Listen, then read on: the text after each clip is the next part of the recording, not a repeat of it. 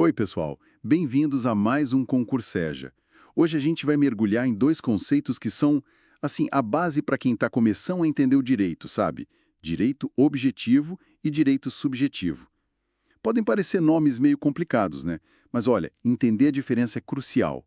É o que nos ajuda a sacar como as leis funcionam, tipo, no papel, e como a gente pode ir atrás dos nossos direitos na prática. Qual que é a nossa missão hoje aqui? Oi, pois é, a missão é descomplicar mesmo. A gente vai explicar de um jeito bem claro, bem simples, o que cada um significa, sabe? Como eles se conectam, por que são tão importantes, e vamos usar exemplos práticos, olhando para leis, para decisões dos tribunais. Pensa assim, ó, a gente vai decifrar o manual de regras geral, que é o direito objetivo, e depois entender o poder individual que esse manual dá para cada um, que é o direito subjetivo. Perfeito. Acho que essa analogia do manual e do poder ajuda bastante já. Então, vamos começar pelo começo. Direito objetivo.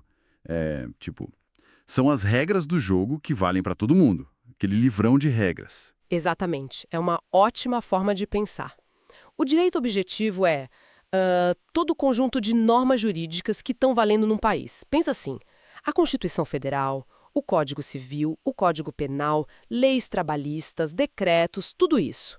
É o que os juristas chamam de norma agendi, ou seja, a regra de agir.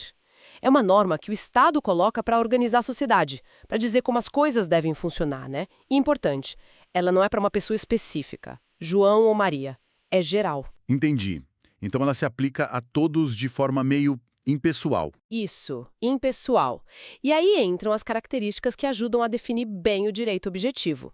A primeira é essa que você falou, a generalidade. A norma vale para todo mundo que estiver naquela situação descrita, ou para um grupo grande de pessoas, sem nomear ninguém. Depois tem a abstração. A lei não regula um fato que já aconteceu, tipo a briga do vizinho ontem. Não. Ela regula situações hipotéticas, futuras. Se alguém fizer X, a consequência será Y. Entende? É um modelo de conduta. Certo. Geral e abstrata. Faz sentido. E as outras características? Bom, tem também a imperatividade.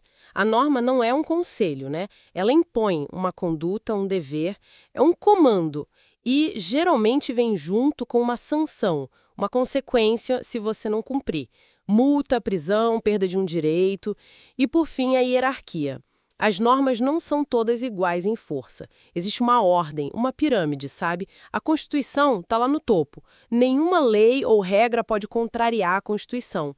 As leis vêm abaixo, depois decretos, portarias. Essa da hierarquia é super importante, né? Para saber qual regra vale mais. Fundamental.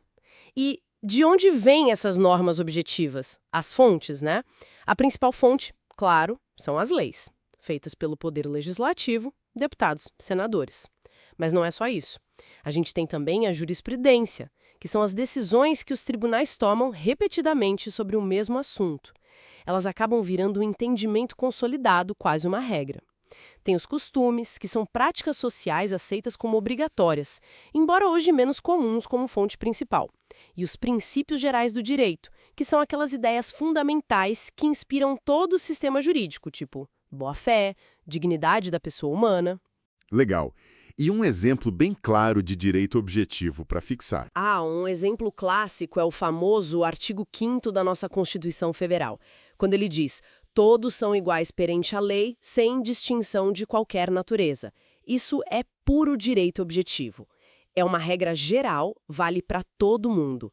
É abstrata, define um princípio. E é imperativa, o Estado tem que garantir essa igualdade. Show! Acho que o direito objetivo ficou bem claro.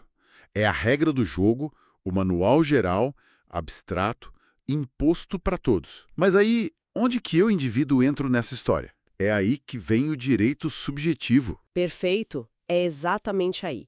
Se o direito objetivo é a norma geral, o direito subjetivo é o poder, a permissão, a faculdade que essa norma geral dá para uma pessoa específica. É a facultas agendi, a faculdade de agir. É quando aquela regra abstrata do manual te dá um poder concreto para você fazer alguma coisa ou exigir algo de outra pessoa em benefício próprio. Então é tipo, a lei me dá uma permissão para agir, ou para cobrar algo. Isso, é um poder que pertence a você, a um sujeito de direito. Por isso, subjetivo vem de sujeito. E aí as características dele são, de certa forma, o oposto ou complemento das do direito objetivo. Primeiro, a personalidade. O direito subjetivo não é geral, ele pertence a alguém, a um titular específico. É o meu direito, o seu direito. Segundo, a concretude. Ele não fica só na hipótese, ele se manifesta numa situação real, específica que aconteceu ou está acontecendo. Entendi. Não é mais abstrato, é sobre a minha situação agora. Exatamente. E a terceira característica-chave é a exigibilidade. Se você tem um direito subjetivo, você tem o poder de exigir que outra pessoa ou Estado faça ou deixe de fazer alguma coisa para satisfazer o seu direito. E se a pessoa não cumprir voluntariamente? Aí eu posso ir para a justiça. Pode e deve. A exigibilidade inclui a possibilidade de acionar o poder judiciário para forçar o cumprimento daquele direito. A norma objetiva te deu a ferramenta, o direito subjetivo é você usando essa ferramenta. Nossa, muito bom. E um exemplo prático para a gente ver o direito subjetivo nascendo. Claro. Vamos pegar um exemplo bem comum. A Constituição, lá no artigo 196, diz que a saúde é direito de todos e dever do Estado. Isso é direito objetivo, né? Uma norma geral, abstrata. Agora imagina que um cidadão, o senhor José, precisa de um medicamento muito caro para tratar uma doença grave e esse remédio deveria ser fornecido pelo SUS. Ele vai lá, pede e o órgão público nega, diz que não tem ou que não está na lista. E aí? E aí, naquele momento, nasce para o senhor José o direito subjetivo àquele medicamento específico. Aquela norma geral e abstrata, direito à saúde, se concretiza. Agora é o direito dele, naquela situação concreta, de receber aquele remédio. E como é exigível, ele pode entrar na justiça com uma ação contra o Estado para obrigá-lo a fornecer o medicamento. Viu a transformação? Nossa, perfeito. O exemplo da saúde deixa muito claro como a regra geral vira um poder individual numa situação específica. Faz todo sentido. Então, pelo que você está dizendo, um não vive sem o outro, né? O direito subjetivo depende totalmente do objetivo para existir. Exatamente. Eles são interdependentes. São como duas faces da mesma moeda jurídica, sabe? Não dá para separar completamente. O direito objetivo é a fonte. Ele cria, ele define, ele até limita os direitos subjetivos. Sem uma norma objetiva prevendo, não existe direito subjetivo. Por outro lado, o direito subjetivo é o que dá vida, o que dá aplicação prática ao direito objetivo. De que adiantaria ter um monte de leis lindas no papel se ninguém pudesse usar essas leis para defender seus interesses concretos? A norma objetiva ficaria meio vazia, né? Verdade. Uma lei que ninguém pode usar para nada não serve muito. Pois é. Tem uma frase famosa de um grande jurista brasileiro, Pontes de Miranda, que resume isso perfeitamente. Sem direito objetivo, não há direito subjetivo. Simples e direto. Um cria, o outro realiza. E para a gente resumir bem as diferenças-chave entre os dois, para não confundir mais. Vamos lá, resumindo bem. Direito objetivo é a norma, a regra geral, abstrata, imposta pelo Estado. Pensa na lei em si. Direito subjetivo é a prerrogativa, o poder individual, concreto, exercido pelo titular. Pensa na faculdade, no poder de agir que a lei te dá. Outra forma de ver. O objetivo é mais estático, ele existe lá, publicado, valendo. O subjetivo é dinâmico. Ele nasce, ele surge quando acontece a situação específica que a norma previa. Ele depende de um fato concreto para aparecer. Objetivo igual a norma, estático. Subjetivo igual a poder, dinâmico. Acho que assim fica fácil de lembrar. Mas aí vem a pergunta.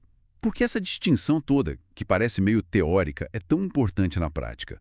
Não só para quem está estudando para concurso ou fazendo faculdade de direito, mas para o cidadão comum também.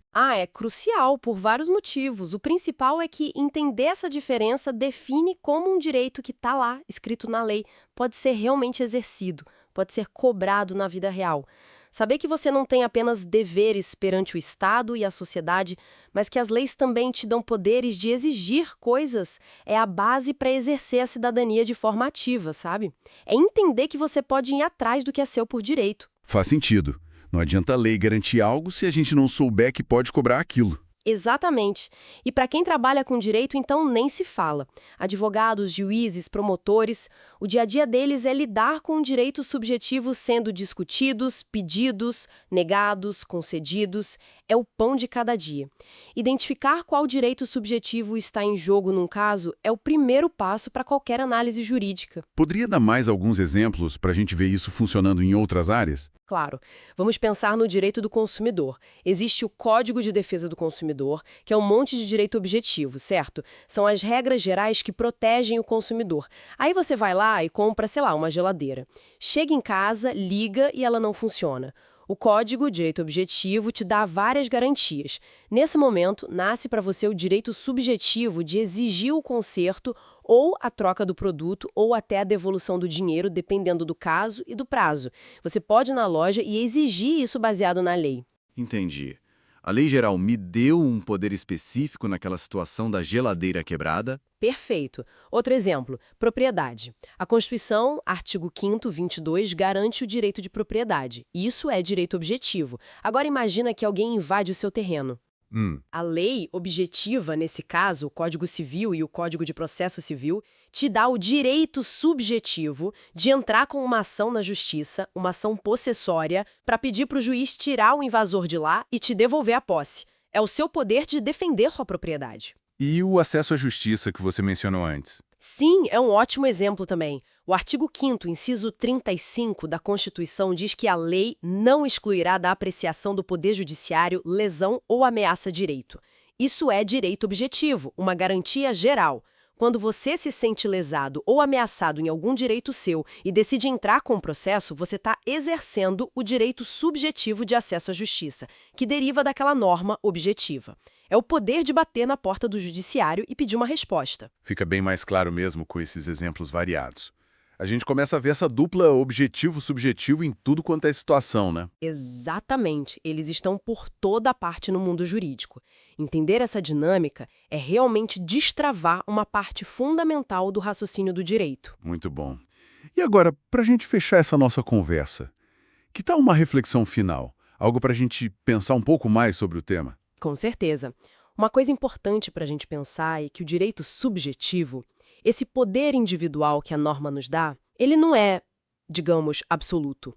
Ele não é ilimitado. Ah, interessante. Mesmo sendo um direito meu, ele tem limites. Sim, o próprio direito objetivo que cria o subjetivo também impõe limites a ele. Um exemplo muito claro disso está no nosso Código Civil, no artigo 187. Ele fala sobre o abuso de direito. Esse artigo diz, basicamente, que comete um ato ilícito, mesmo que esteja exercendo um direito que tem, a pessoa que excede manifestamente os limites impostos pelo seu fim econômico ou social, pela boa-fé ou pelos bons costumes. Puxa, então eu posso ter um direito, mas se eu usar ele de um jeito totalmente exagerado, ou só para prejudicar alguém, ou contra a ética, eu posso estar cometendo um abuso? Exatamente essa é a ideia. Você tem o direito, por exemplo, de cobrar uma dívida.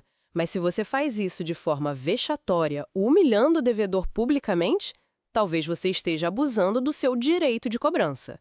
Você tem o direito de construir no seu terreno, mas se você faz uma construção que segue a lei à risca, mas só para tirar toda a luz do sol do vizinho por pura implicância, talvez seja um abuso. Entendi. A lei te dá o poder, mas espera que você use com responsabilidade, com boa fé. Direito subjetivo claro, uma prerrogativa individual garantida pela lei.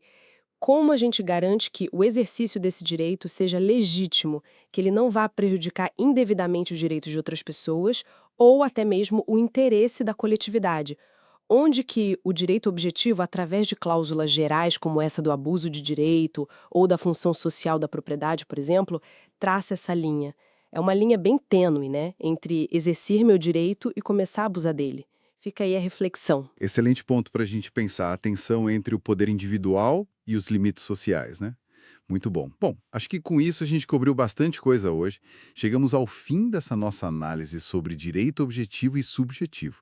Espero que essa conversa tenha ajudado a clarear esses conceitos que são tão importantes. Sem dúvida, foi ótimo poder discutir isso. E para quem está nos ouvindo, continuem ligados aqui no Concurseja. Tem sempre mais aulas, mais dicas importantes para ajudar nos estudos de vocês. E não deixem também de dar uma olhada nos outros cursos e materiais que estão disponíveis aqui no canal Concurseja. Tem muita coisa boa para aprofundar o conhecimento. A gente se vê na próxima. É isso aí, pessoal. Obrigado pela companhia e até a próxima.